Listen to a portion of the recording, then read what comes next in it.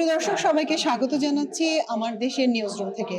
আজকে সারাদিনে যে সমস্ত ঘটনা ঘটেছে তার মধ্যে সবচেয়ে বেশি আলোচনা হয়েছে টঙ্গীর ইজতেমা মাঠের যে গোলযোগ, সংঘর্ষ, হামলার ঘটনা ঘটেছে সেটা নিয়ে।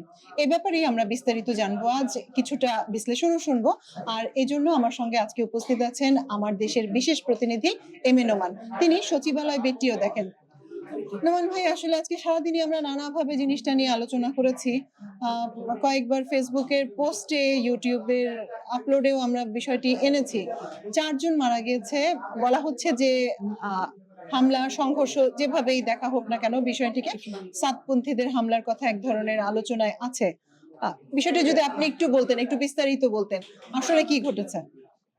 ধন্যবাদ আপনাকে। আপনি জানেন যে আসলে ঠিকই বলছেন আপনি। আজকে আমাদের দেশের জন্য, জাতির জন্য এবং মুসলিম বিশ্বের জন্য এটি একটি কলঙ্কজনক দিন, যেখানে মুসলিমদের শান্তি সংহতির কথা বলা হচ্ছে, ইতিহাস ঐতিহ্যের কথা বলা হচ্ছে, শান্তিপূর্ণ অবস্থানের কথা বলা হচ্ছে। সেখানে একটা সংঘর্ষের ঘটনায় 4 জন মুসলিম মুসল্লি প্রাণ হারিয়েছেন। এটা অবশ্যই বেদনাদায়ক, এটা দুঃখজনক ঘটনা। আগামী যে তারিখটা নির্ধারণ করা হয় তা ইজতেমার জন্য আগামী 2025 সালের 31শে জানুয়ারি থেকে 2025 সালেরই ফেব্রুয়ারি 2রা ফেব্রুয়ারি পর্যন্ত 3 দিনের জামাত করবেন মাওলানা জুবায়েরপন্থীরা।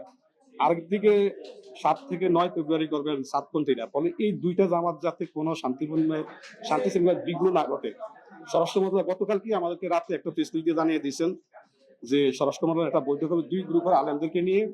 সেখানে 2 গ্রুপের আলেমরা আজকে আসবেন, সাথে সরকারের উপদেষ্টা মণ্ডলী থাকবেন, আইন শৃঙ্খলা বাহিনীর প্রধানরা থাকবেন, উদ্যোগ কর্মকর্তারা থাকবেন। সেখানে আলোচনা হবে শান্তিপূর্ণ অবস্থান করার জন্য।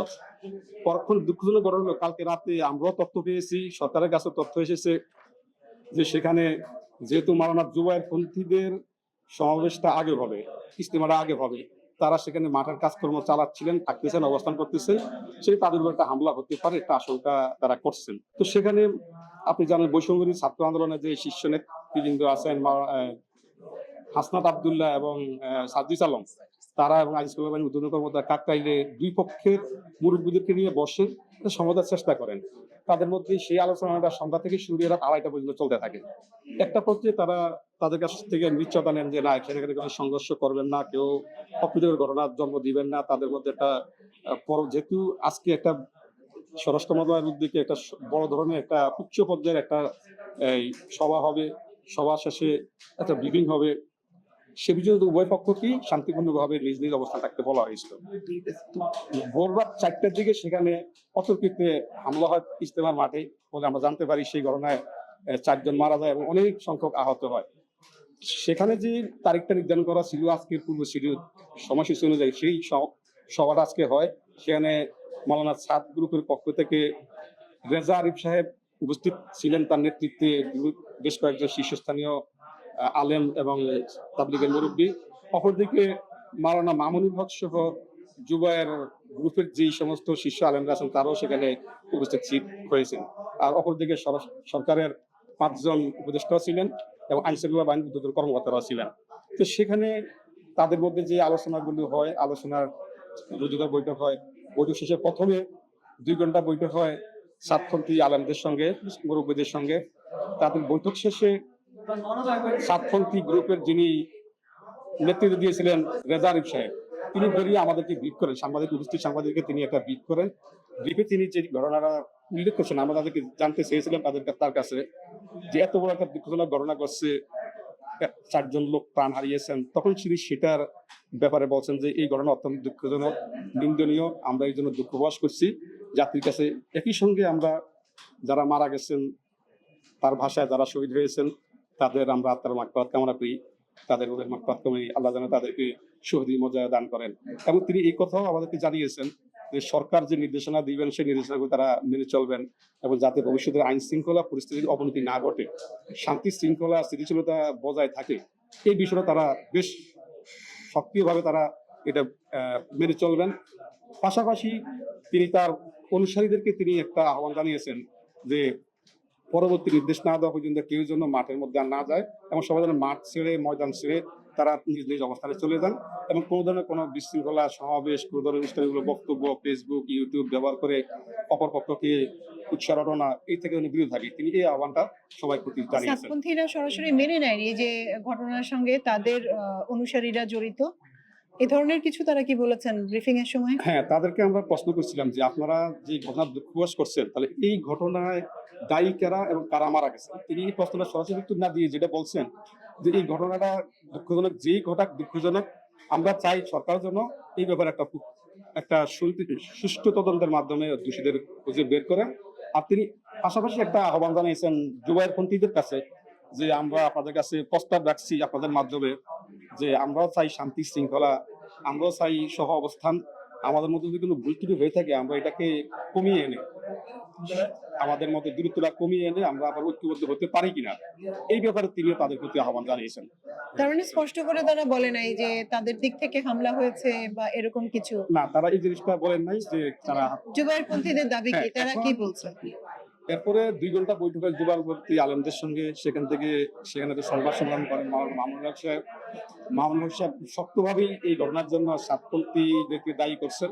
তিনি বলছেন যে এই ঘটনা আমাদের 4 জন ভাই শহীদ হয়েছেন, মারা গিয়েছেন, এবং এই ঘটনার জন্য সম্পূর্ণভাবেই সাতপন্থী যেই অনুসারী আছেন তারাই দায়ী মূলত। কারণ এখানে আজকে একটা মিটিং হবে আমাদের, এটা তাদের জানা, তারপরেও কেন তারা রাতের বেলা অতর্কিত হামলা করে এখানে এই তরুণ লোকদের প্রাণহানির ঘটনা, মারাও গেলেন, আবার অনেকে আহত হয়েছে। আমরা একটা প্রশ্ন করছিলাম এখানে যে আপনারা রাতের বেলা সেখানে কেন অবস্থান করছিলেন বা এই হামলাটা শিকার কেন হতে হলো? তিনি যেটা জবাব বলছেন যে সরকার থেকেই আমাদেরকে তাবলীগের যে ইজতেমা হবে 2টা তারিখ নির্ধারণ করে দেওয়া আছে, আগের যে ইজতেমাটা হবে সেটা আমাদের হবে। ফলে আমরা সেখানে তাবলীগের যে মাঠের যে অবকাঠামো তৈরি, এটার জন্য ব্যবস্থাপনা, এটা সাজানো, দেশি বিদেশি এখানে লক্ষ লক্ষ মানুষ আসবেন, তাদের অ্যাকোমোডেশন করা, তাদের জন্য এখানে থাকা খাওয়ার ব্যবস্থা করা, এই কাজগুলো একটা দীর্ঘ অনেক বড় ধরনের কাজ, এই কাজগুলো চলছিল। আর সেখানে একটা মাদ্রাসাও আছে, সেই মাদ্রাসাটা মূলত জুবায়েরপন্থী, যেহেতু তারা আলেম, এই পন্থীর লোক বেশিরভাগই আলেম, সেই মাদ্রাসা পরিচালনা করে থাকেন। তো সেখানে মাদ্রাসায় অনেক ছাত্র আছেন, শিক্ষক আছেন, তো সেইখানে এই কারণে তাদের সেখানে অবস্থান করাটা। ফলে এটা যেটা সাতপন্থীরা এই হামলা করছেন তার স্পষ্ট বক্তব্য এটা।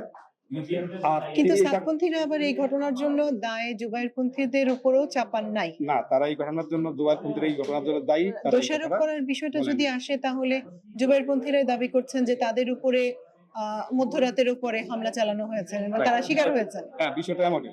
তারা এটা খুব দাবি তো করছেন, সাথে সাথে তারা এই দাবিও করছেন যে সরকার যেন অবিলম্বে সাতপন্থীদের যে তৎপরতা আছে বাঙালি সেটা যেন নিষিদ্ধ করে। এবং এই একটা এটার দাবি পর জানিয়েছেন। জুবায়েরপন্থীদের এই বক্তব্যের পর সাতপন্থীদের তরফ থেকে আর কোনো জবাব আসে নাই, তারা আর কিছু দাবি করে নাই বা বলে নাই যে জুবায়েরের অনুসারীরা যেটা বলছেন, মাওলানা জুবায়েরের অনুসারীরা যা বলছেন সেটা ভুল বা ওরকম কোনো দাবি কি তারা না, করেছেন? এই জুবায়েরপন্থীদের এই বক্তব্যের জবাবটা দেওয়ার জন্য সুযোগ ছিল না, যেহেতু সাতপন্থীরা আগেই বক্তব্য দিয়ে চলে গেছেন। পরবর্তীতে জুবায়ের গ্রুপের সঙ্গে মিটিং হয় এবং তারা সেখানে সংবাদ সম্মেলন করেন এখানে।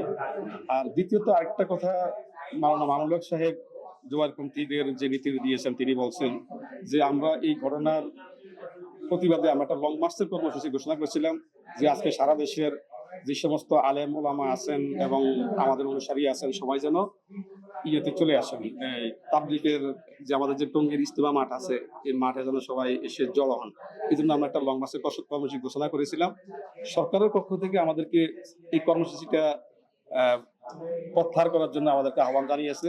ফলে আমরা দেশের শান্তি শৃঙ্খলা, স্থিতিশীলতা, আইন শৃঙ্খলা রক্ষার স্বার্থেই আমরা আমাদের এই কর্মসূচিটার বিষয়ে আমাদের শীর্ষ আলেমদের সঙ্গে আলোচনা করে সিদ্ধান্ত নেব যে আমরা এই ব্যাপারটা, সরকারের যে আহ্বানটা আমরা কিভাবে নিতে পারি। এই কথা তিনি বলেছেন। এই যে একটা পরিস্থিতি তৈরি হয়েছে, দুই পক্ষের মুখোমুখি অবস্থান, তারা অবশ্য বহুদিন থেকেই মুখোমুখি অবস্থানেই আছেন, কিন্তু এখন সেটা প্রাণহানির পর্যায়ে চলে গেল। এই পরিস্থিতির ব্যাপারে সরকারের উদ্যোগ বেশ কিছুদিন থেকেই ছিল। আপনি বলছিলেন যে একটা বৈঠক হওয়ার কথা ছিল, আজকের বৈঠকটার কথা। তার আগে সরকারের পক্ষ থেকে আরো ছাত্র নেতারা তাদের সঙ্গে কথা বলার চেষ্টা করেছেন। তো ঘটনা ঘটে যাওয়ার পর সরকারের দিক থেকে উদ্যোগ কি, সরকার কি করছে? জি, আপনি ভালো বলছেন। সরকারের পক্ষ থেকে উদ্যোগ আছে বলে এদের একটা আশঙ্কা তারা করতে পারতেছেন যে আলেমদের মধ্যে যেই 2টা সমাবেশ হলে কিছু বিচ্ছিন্ন ঘটনা ঘটতেও পারে, ফলে জাতি ঘটনা না ঘটে। সেই জন্য কিন্তু আজকের 2 পক্ষের শীর্ষ আলেমদেরকে নিয়ে আজকের বৈঠকটা ছিল। তো দুই পক্ষের আলেমদের বৈঠক, এর মধ্যে তো উদ্ভূত পরিস্থিতি কালকে ঘটে গেল যে সেখানে প্রাণহানি ঘটনা ঘটলো, হামলার ঘটনা ঘটলো, সংঘর্ষের ঘটনা ঘটলো, আহত নিহতের ঘটনা ঘটলো। সেই বিষয়ে আমরা দৃষ্টি আকর্ষণ করছিলাম মাননীয় স্বরাষ্ট্র উপদেষ্টা ব্রিগেডিয়ার জেনারেল অবসরপ্রাপ্ত মোহাম্মদ জাহাঙ্গীর আলম স্যারের কাছে। জাহাঙ্গীর আলম সাহেব যেটা আমাদেরকে জানিয়েছেন যে এই ঘটনাটা অত্যন্ত দুঃখজনক, নিন্দনীয় এবং এটা অত্যন্ত জঘন্য একটি ঘটনা। এই ঘটনাটা যে ঘটছে এটা কোনোভাবেই কাম্য নয় এবং এটা আইন শৃঙ্খলা পরিস্থিতিকে হাতে তুলে নেওয়ার মতো, এবং আমরা অবশ্যই ঘটনার সুষ্ঠু তদন্ত সাপেক্ষে দোষীদের আইনের বিরুদ্ধে আইনের ব্যবস্থা নেব এবং তাদেরকে আমরা আইনের কাঠগড়ায় দাঁড় করাবো। তিনি কথাটা বলছেন। আচ্ছা আচ্ছা, আপনাকে অসংখ্য ধন্যবাদ। আমরা আসলে পুরো বিষয়টি মোটামুটি একটা সামারিতে পৌঁছাতে পেরেছি। আসলে ঘটনা যা ঘটেছে আমরা তো সেটাই বলবো, সেটার বাইরে গিয়ে আমাদের কিছু বলার সুযোগ নেই। যেহেতু ঘটনাস্থলে উপস্থিত থাকার মতো পরিস্থিতি কোনো সাংবাদিকের পক্ষে সম্ভব ছিল না, আকস্মিক ঘটে যাওয়া একটা ঘটনা। সেখানে জানানো হচ্ছে, দাবি করা হচ্ছে দুই পক্ষের তরফ থেকে সাতপন্থীরা জিনিসটা স্বীকারও করেন নাই, জিনিসটা আবার নাকচু করে দেন নাই। তারা হামলা চালিয়েছেন কিনা, জুবাইরপন্থীরা সরাসরি বলছেন যে হামলা চালানো হয়েছে সাতপন্থীদের তরফ থেকে, এবং তারা বিষয়টি নিয়ে ওইভাবেই কথাবার্তা বলে তাদের অবস্থান অব্যাহত রেখেছেন এবং সরকারও এ পর্যন্ত প্রচুর ব্যবস্থা নিয়েছেন। তো এই বিষয়টি আমরা জানতে পারলাম নোমান ভাইয়ের কাছ থেকে। আশা করি পরবর্তীতে আরো এরকম উল্লেখযোগ্য বড় ঘটনা যেদিনই ঘটবে সেদিনই আপনাদের সামনে আমাদের সংশ্লিষ্ট রিপোর্টারকে সাথে নিয়ে আমরা হাজির হতে পারবো। অনেক ধন্যবাদ, সঙ্গে থাকবেন।